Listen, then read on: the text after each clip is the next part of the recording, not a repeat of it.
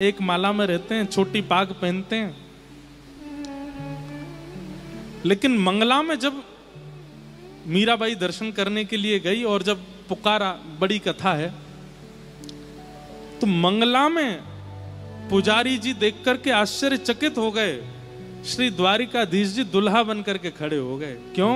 क्योंकि मीराबाई उनको दुल्हा रूप में ही चाहती थी। ठाकुर जी सहरा पहन करके, खूब सारी माला लेकर के, और हाथ में बिल्कुल जैसे एक दूल्हा तैयार होकर के आता है, उसके हाथ में एक तलवार होती है और वो पैरों में जूती वगैरह पहन करके बढ़िया अपना श्रृंगार यहाँ पर पत्रावली करके।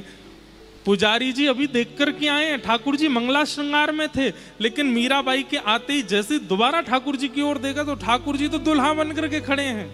और देखते ही देखते वो अचल ठाकुर जी, मूर्ति के ठाकुर जी सचल हो गए, प्रत्यक्ष प्रकट होकर के मीराबाई को अंक में भर के अपने भीतर। कारण आप जैसा ठाकुर जी को भजते हो, जैसा सोचते हो, ठाकुर जी वैसे ही मिलते हैं। बस याद एक बात रखिएगा,